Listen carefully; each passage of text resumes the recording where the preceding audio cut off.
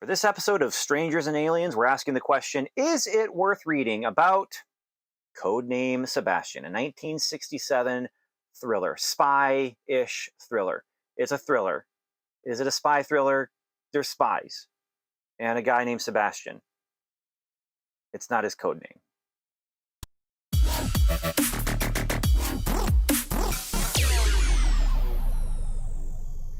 Hey, I'm Ben Avery. This is Strangers and Aliens, which is a podcast and a video feed about that connecting point between Christianity and creativity, between spirituality and science fiction, between faith and fantasy.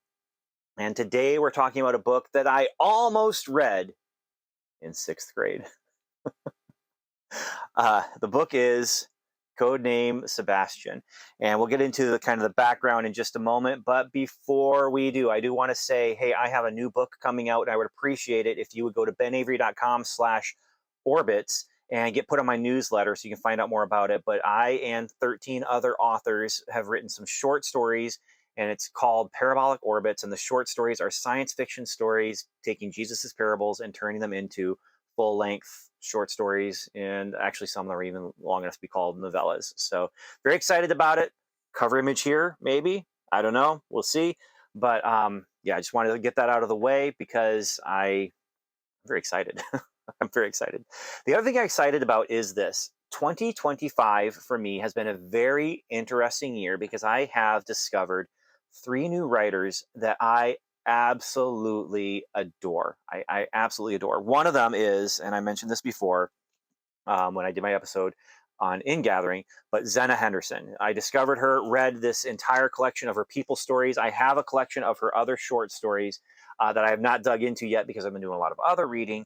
Another writer, kind of not as connected to the science fiction side of things here for Strangers and Aliens, and not as connected to the spiritual side of things here on Strangers and Aliens, but it's Josephine Tey. And I read her Inspector Alan Grant books, and they are so good. If you like Sherlock Holmes, if you like Inspector, not Inspector, Hercule Poirot, if you like him, if you like any of those kind of older style detective novels, I had so much fun, and she just has a style that is so unique, and it's just so sarcastic, but at the same time it's kind of sweet but not saccharine. And one of her books, I can't remember the name of it, but it's considered one of the greatest detective novels of all time. And the whole thing is the guy is sick and in bed, and he's solving a mystery from 200 years before. And so people are visiting him and talking about history with him. And it's so interesting. And it starts out with him talking with someone about someone who has changed the style of their books and doesn't go according to the regular rhythm and the regular style. And here Josephine Tey is doing that. And so yeah, so I haven't read her other books, and she's a playwright and everything, and a lot of her characters are kind of adjacent to the theater and to some upper class things. But it's just so good. Those books were so good, and so those are 2, and the third is James Johnson. Now I say I discovered him this year, but I say I discovered him this year because I never actually read him when I actually was introduced to him. How was I introduced to him? Well, our church library at Rowley Wesleyan Church in Williamston, Michigan, had this book, Codename Sebastian. I believe it was actually this hardcover volume, and because I have a vague memory of this cover as well. I was at a used bookstore, and I was walking around, and I was looking at some of the books in the fiction section, and I saw some thrillers, and I pulled them down. I'm looking at them, and I'm thinking, oh, the nice covers, but not what I'm in the mood for right now. But it got me thinking about that time in the church library at Rowley Wesleyan Church in Williamston, Michigan, and how I picked this book off the shelf, and I thought it looked interesting. Codename Sebastian. I mean, that is a title that just makes me say, wait a minute, James Bond? Wait a minute, is this some sort of spy thing? And I asked my dad about it, and my dad said, yeah, that's actually kind of like a Christian James Bond, maybe. And so I think that he had read the books. I'm not sure. I don't know if he read it from that church library, if it's something he had read before, but it was something that he said, yeah, yeah, that's what it is. You might like it. You might like it. And the handful of times when my dad said something like, you might like it to me, I usually do end up liking it. I think I might have checked it out. I think I might have started reading it, maybe, but I know I did not finish reading it. I don't think it captured my attention the way I thought it was going to when I was in sixth or seventh grade.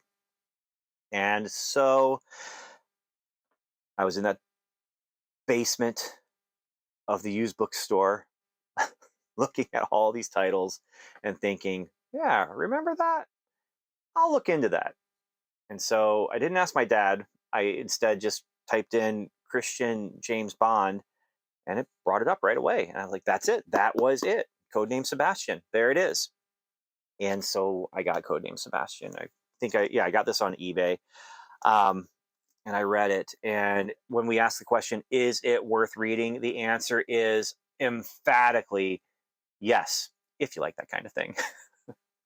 All my yeses recently, I feel like they come with caveats. All right. So, like, yeah, is it worth reading? Yes, if you can get it for a cheaper price. Is it worth reading? Yes, if you like that spy kind of a thing. Now, there are, I believe, 6 of these books, and they're kind of hard to find. And I've read this one, and I'm reading the second in the series called The 9 Lives of Alphonse. And I'll say something about the titles of his books. They are evocative, but they don't necessarily reflect what you're going to get. Okay, so Codename Sebastian, we'll talk about in a minute. The 9 Lives of Alphonse. I don't know if I'm going to do an episode about the 9 lives of Alphonse, but Alphonse is the submarine. Okay, so I thought he's going to be another spy or something like that, but Alphonse is the submarine, and I haven't even gotten to the part where they're using the submarine, so I don't know how many lives they actually use up with that. But anyway, back to Codename Sebastian. It is a fun and exciting, and thrilling adventure story. It's a castaway story, as you can tell if you're looking at the cover with me right here. You can see the crash of an airplane on the cover there, and that's what the story is about. Now, Codename Sebastian. The problem I have with the title is the guy, his name is just Sebastian. That's not his code name, okay? And so he's kind of at the end, they're like, you get an honorary code name Sebastian because I'm a spy, but you're not, but you did a great job with what we're doing here. And it's just like, wait a minute. So I start reading it and I'm thinking, okay, the guy I'm reading about, he is maybe a retired spy who became a pastor, and now he's a disgraced pastor who's not very happy. And we'll get into why he's disgraced in a minute. But and so he goes to the Holy Land because he needs some time off away from his church. And he's codenamed Sebastian because that was his code name when he was a spy, because we start this thing and he's thinking about the church, and he's thinking about what's going wrong at the church and how what's going wrong at the church is his fault. Like, how is this guy a spy? And then they're like, no, his name is Sebastian. Like, wait a minute. This should be the title right here. Name Sebastian, not code name Sebastian. And that's about all the snark that I have for this book, okay? Because it is actually a really well written book and a very fun book. It is definitely of its time, okay? It is definitely of its time, and it actually is reflecting the political situation around the time when they crash land. I mean, he's going to the Holy Land. He's going to Israel, and there are Israel's enemies out there, and so the spy stuff that's happening is around him, and he's kind of thrown into it. But that is not his intention. That is not who he is. He is not a James Bond who retired, or a Patrick McGowan who's retired and is no longer a secret agent man. Okay, this is not, which is the backstory for the prisoner, maybe. Okay, he's not a Jason Bourne who's forgotten his spy, time. He never was a spy. He never was any kind of action hero. He was just a guy who was in the wrong place at the right time, and now finds himself stuck in the desert, dealing with the elements, dealing with hurt people who were wounded in the crash, dealing with people who died in the crash, dealing with potentially someone who is among the survivors who is actually in contact with the quote unquote bad guys. And so there's all these things that are going on around him. He's drawn into it, and because he's drawn into this adventure, he has to rely on his faith. And so you have him. There's what's nice about this book then too is because it's kind of a castaway situation. You know, the thing that happens with Lost, with Gilligan's Island, okay, with those castaway situations where you have people on an island or you have people in this case in a desert, you have a supporting cast, and who are the other people who are there with them? And so you have Ray Sebastian, you have Eaton, um, who has a secret past. You have Brelsford, who is a scientist and an atheist, and there's a lot of butting heads between him and Sebastian. There are there's Miss Randolph and Miss Stockton, who are both just kind of like, oh, what do we do? What do we do? You know, that kind of a thing. There's a baby who gets who survives the crash, and then there's the stewardess, Miss Churchill, and she also has a past going on. And so you have kind of the supporting cast here, and any one of them could be a spy for the other side, and and could have caused this crash. And then you do have people who start chasing them through the desert, and they need to find water, and so you have all the things that kind of go along with a castaway story, and it works so well. So I enjoyed the story, but I also enjoyed the the main conflict that our main character has. He's a pastor. He's figuring out his faith. He's on a trip to the Holy Land. That after not reviving him and resting him and helping him the way he hoped, it turns into this adventure then instead. And it's an adventure he didn't want. It's an adventure he didn't ask for, but it's an adventure that does reinvigorate his relationship with God and sets him on a new path at the end of the book, which leads into 5 other adventures. This is not a guy who has it all figured out. This is a guy who is figuring it out. And this is a guy who has questions. And this is a guy who, when he is questioned, doesn't necessarily stand up for his faith in the way that he had hoped he would. And this is the first time, though, that he really gets tested in any way, other than when he lost his wife. And so his wife is no longer alive. He did have a wife earlier on, and he's lost his wife. And so there's that conflict that's going on as well. But yeah, it's a fun adventure. It's thought provoking in some ways. It's exciting in other ways. And so when I ask the question, is it worth reading? I do say yes. The problem with it being worth reading is, now this one's not too bad. But this is something I really truly wish someone could reprint. And actually, I really truly wish I could reprint it. I would love to be the guy who gets to reprint these Sebastian books, with Onward and Upward. But I don't know how to get in contact with the estate of James Johnson. He passed away a long time ago, and he had one son, and I don't know, his son is Jay Johnson, and so that's not a super uncommon name, all right? And so we have to rely on eBay and that kind of thing. And so the first 4 books are readily available on eBay. Like I said, I've got these 2 now, but the last 2 are very, very difficult and very, very expensive.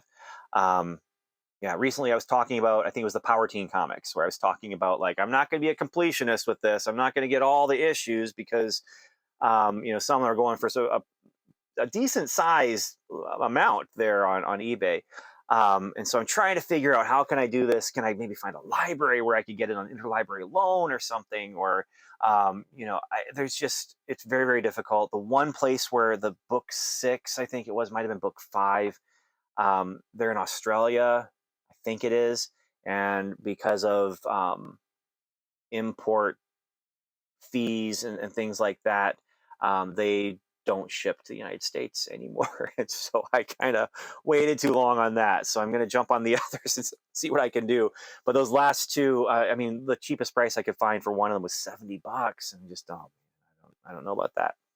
So I may not be enjoying the last 2, but I am enjoying this one. I enjoyed this one. I am enjoying this one. I can't wait to enjoy books 3 and 4, and books 5 and 6. We'll just have to wait and see. I'll report back. We'll see. There was a publisher's note that I found interesting. It kind of reminds me of the James Bond Will Return kind of thing at the end of the movies, but it says publisher's note, James Johnson is in italics. They want to make sure you know they're being honest when they say is. James Johnson is writing more books. And so there it is. Codename Sebastian. Is it worth reading? Yes, if you can get your hands on it. And I would just say go for it. And like I said, I wish someone could reprint them or someone would reprint them, but especially this first one, it's not going to take too long to get it. Now there are some attitudinal things that are of the time or of the character. I'm not sure where he's thinking about one of the women who has crash landed with him, and just he's appreciating her beauty. It's not inappropriate, but it's definitely something that I wanted to mention, just in case I could see someone getting offended by it or not being impressed by it at the very least. So anyway, all that said, thank you so much for spending time with me. Please go to benavery.com/orbits so you can be notified of when Parabolic Orbits is going to be released. And until next time, thanks for listening. Thanks for watching. Thanks for spending time with me. Thanks for subscribing. Thanks for hitting like. And Godspeed. In the church library at Raleigh Wesleyan Church in Williamston, Michigan,